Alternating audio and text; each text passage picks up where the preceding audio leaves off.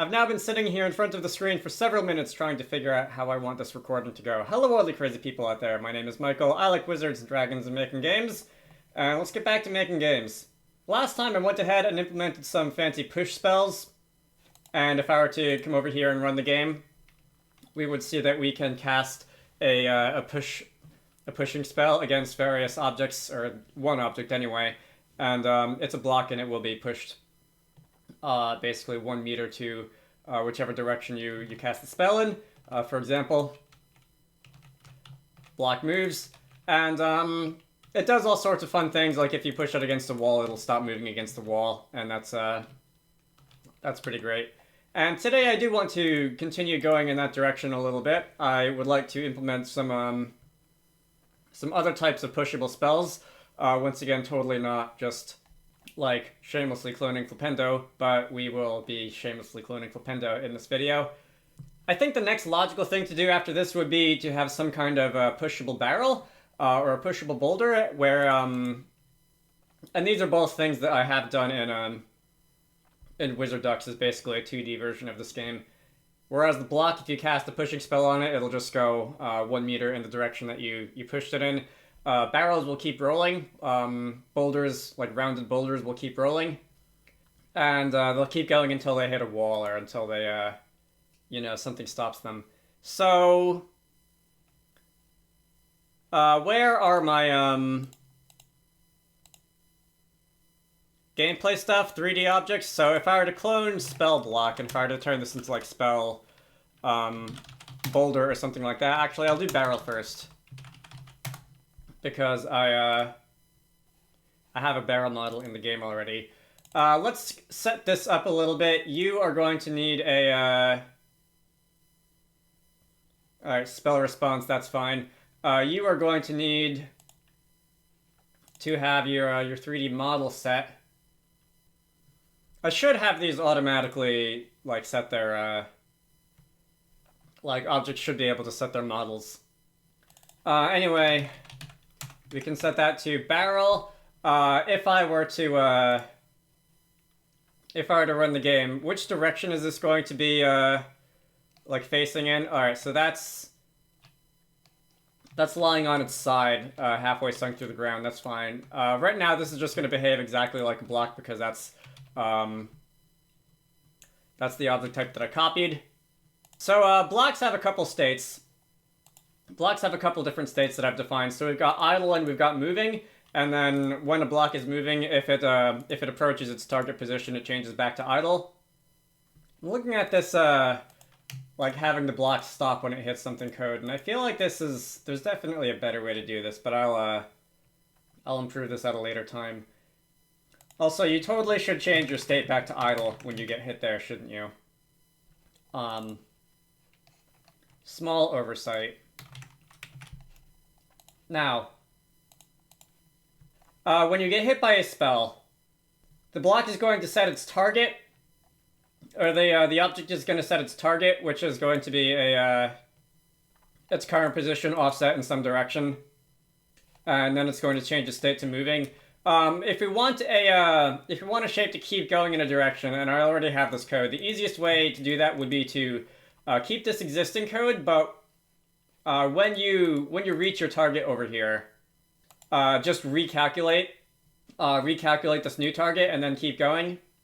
So I can let's say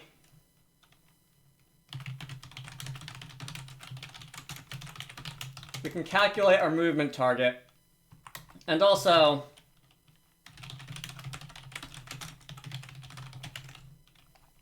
movement direction is undefined. I can say when you get hit by a spell,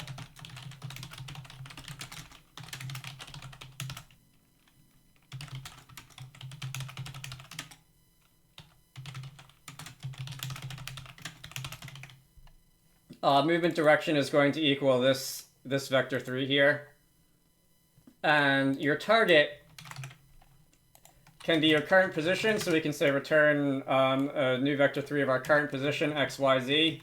That needs to be X and Z, doesn't it? I get messed up by that every time. Alright, so Y is the vertical direction, Y is ignored. And we can add self.movement direction.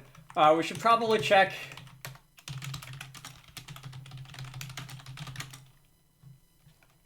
if that movement direction is undefined, just return your current position.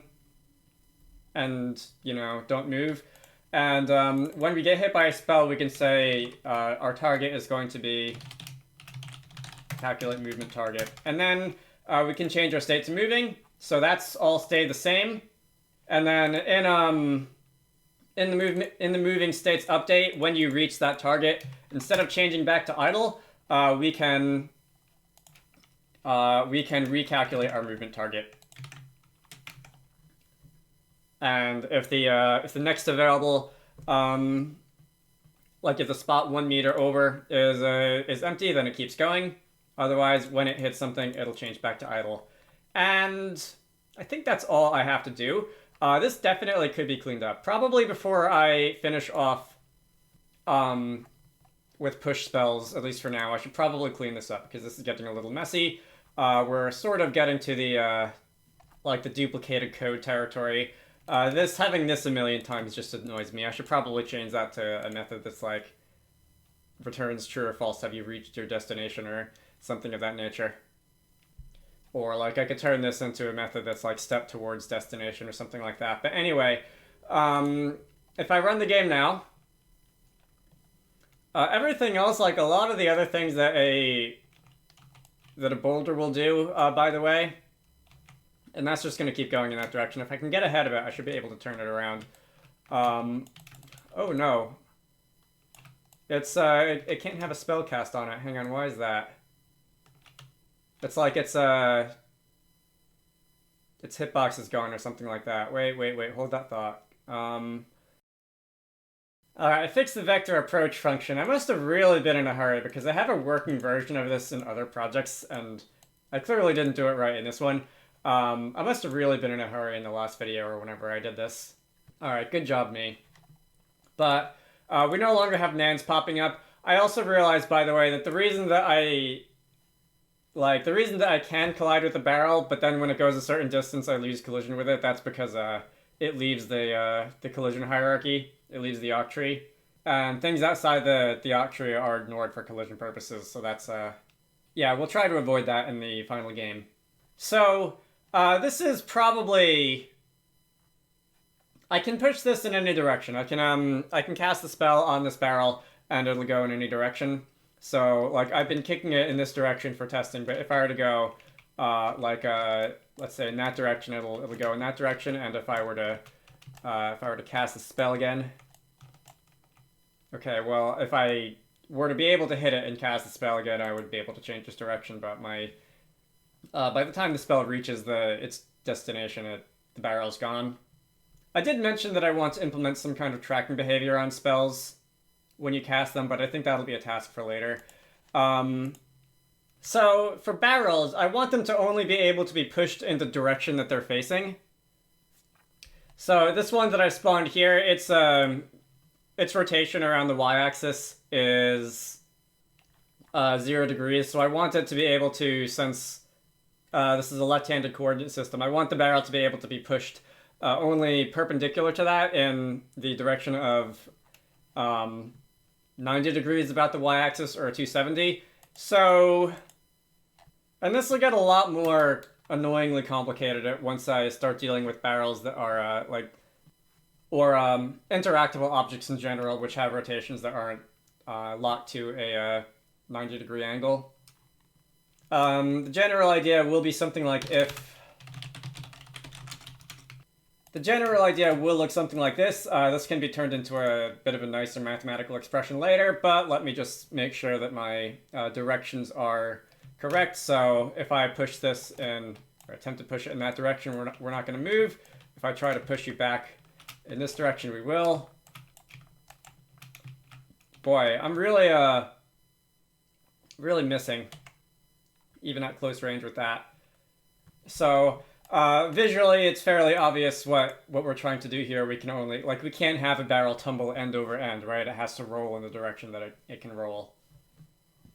So if I wanted to turn this into a somewhat cleaner expression and into a if I want to not have this just completely break, if the barrel has like a 10-degree rotation about the y-axis, then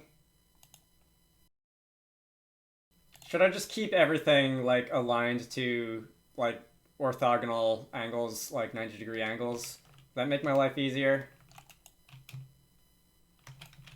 Like if you go in that direction, but I can't go to the other side. Maybe I should just do that. All right, let's maybe not worry about arbitrary angles. So I do want, before I end this video, one, boulders, and two, to actually have this drawn correctly. So if we go into barrel, if we go into draw, can I, no, don't open parent event. If I override parent event and start modifying this myself, maybe I don't actually have to do that. If I just modify the rotation matrix, so when we're moving, if I just like have it roll. So if I multiply the rotation matrix by some other rotation, then it'll just be drawn with the updated rotation. Let me think about this. If we're moving along the z-axis, I want it to rotate about the y-axis. I guess if you really wanted to vector map this, you could say that the axis along which the barrel is rolling is going to be the cross product of movement direction and the up vector and 0, 1, 0. And like print that out again just so that I know what I'm looking at.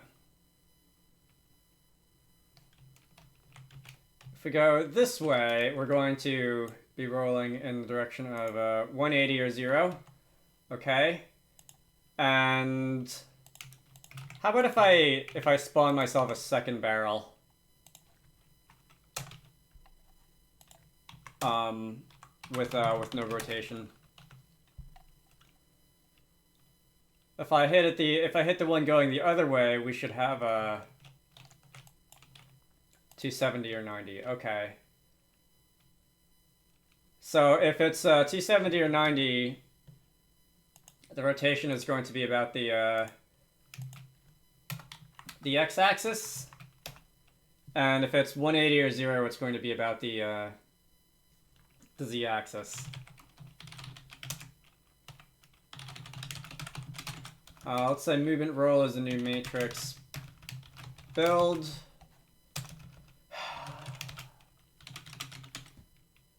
So 180 or 0 is going to be, that's going to be the x-axis.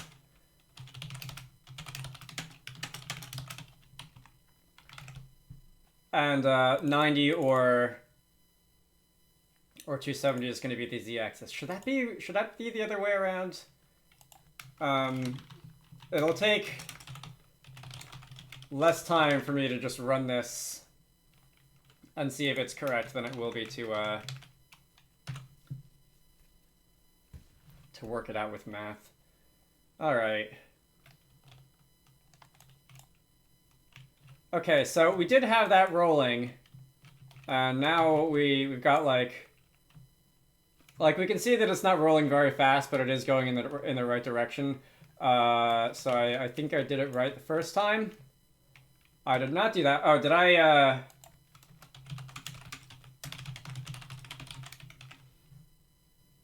Gotta add that back in. Yeah, didn't mean to delete that part. If I push you in this direction, we're going to be rolling not very fast. It's 1 degree per frame, I believe. And if I push you in this direction, then we'll be going in the right direction. We'll be rolling. All right. Now exactly how much that should like how fast it should roll.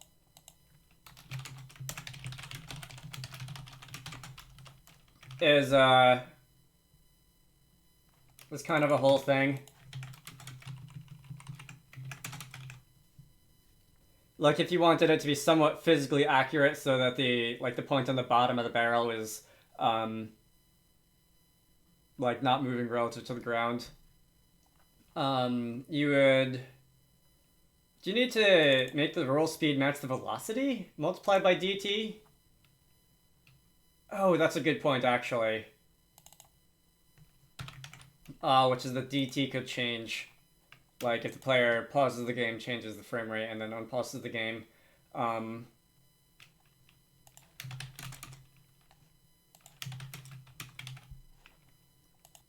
You don't want to just have the movement, have like the roll speed.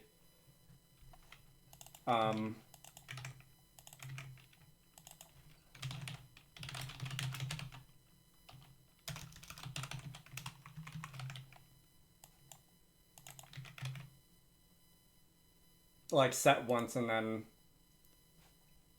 just keep reusing it. So unfortunately, we will have to rebuild that matrix every time, I think. Let's see. If I do this now, all right, that wasn't bad. So just like I'm not entirely sure if that's physically accurate with, you know, the point on the bottom of the wheel having a instantaneous velocity of 0, but it looks pretty good, I think. So, and then there's the matter of you know what? There's the matter of the barrel should be drawn like up a little bit in the ground. Is there a... No?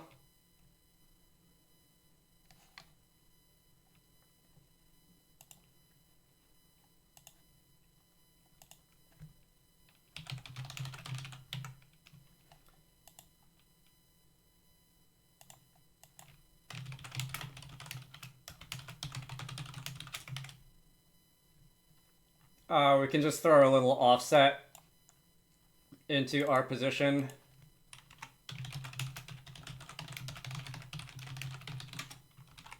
Like this. And I'll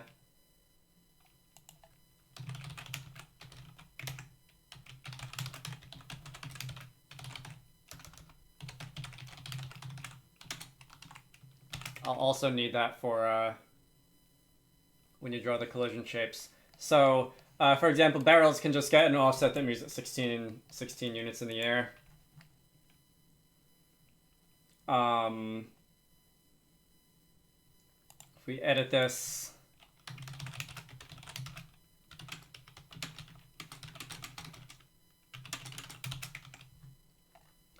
we should now have the barrel sitting like you know, sitting on top of the ground. All right, great. Did that also modify like... Oh no, that one's still below the ground. Okay, there's just no ground like visually to cut through it. All right. Targeting both of you is a little hard, but we were able to do that, and now the barrel is actually rolling on the ground. Okay, so no sound effects or anything like that, no audio for the barrels or for the rolling or for block sliding or anything, but I will get to that eventually. Let's see, barrels can roll. Should also probably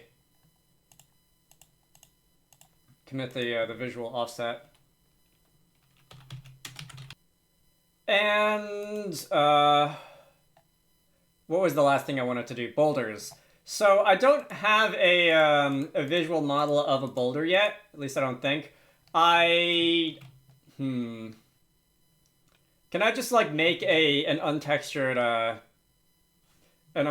sphere, not unlike the player's model? Let me go grab one of those real quick. Something like this, right? All right, let us update our list of those. We can duplicate our barrel. create a boulder. If I were to instantiate a boulder and use our, our boulder mesh, then the only real difference here should be that I can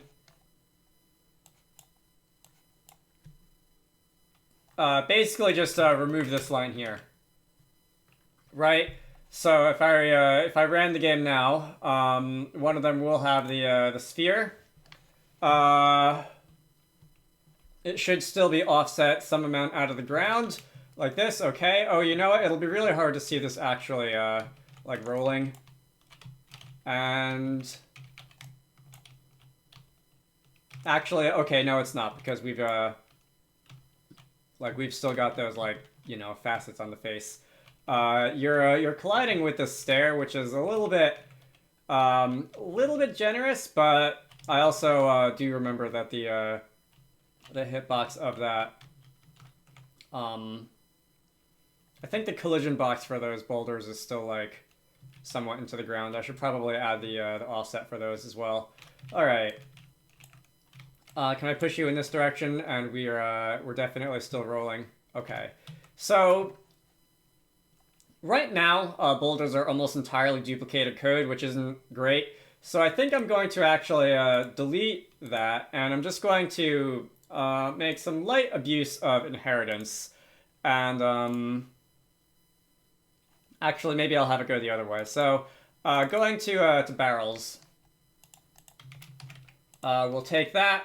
I'm going to have barrels like be a special case of boulder. And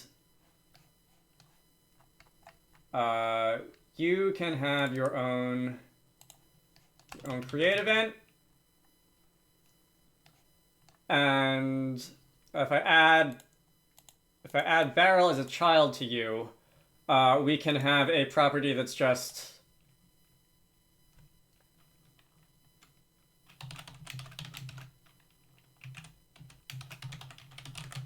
roll in all directions. Let's make that a Boolean. We can set that to true.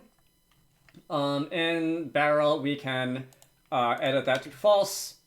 And I can just use that. We can say if not roll in all directions. You can do that check. I'm looking at the word directions here and trying to figure out if it's spelled right.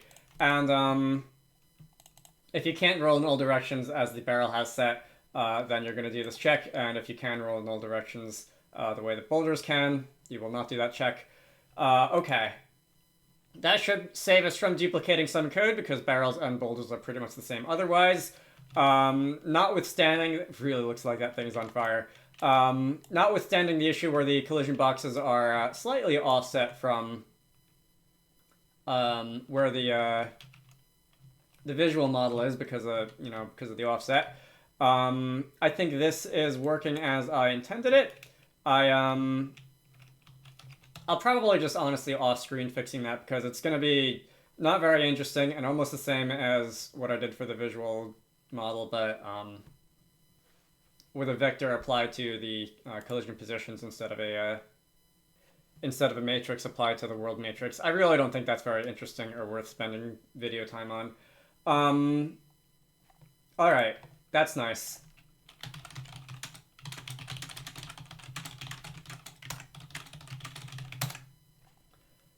Let's see, so if I start checking things off here, we can say we've checked off the pushable boulder, the pushable barrels.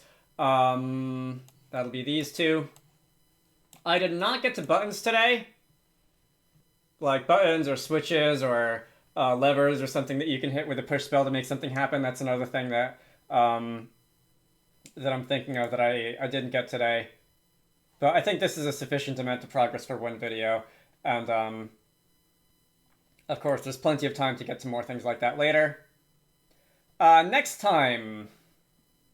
Maybe I'll do that next time. I'm debating if I want to spend another video on the push spell for things like buttons or switches or whatever, or if I want to move straight on to, opening locks, opening treasure chests, opening doors, that kind of thing.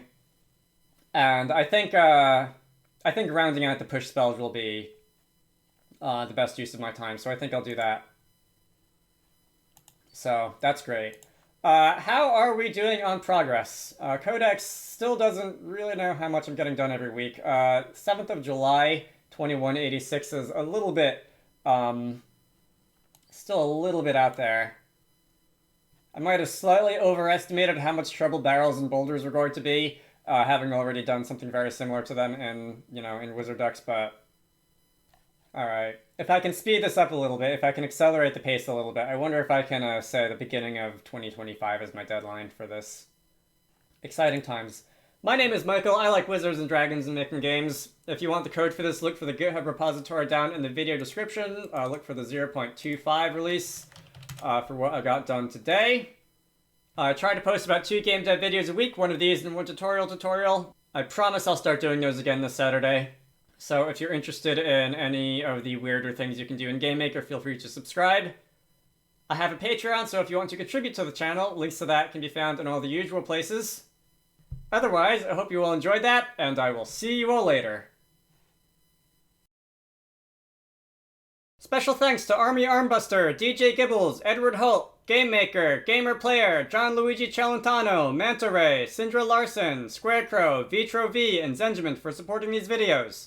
If you want to contribute to the channel, head on over to the Patreon page down in the video description to join the fun.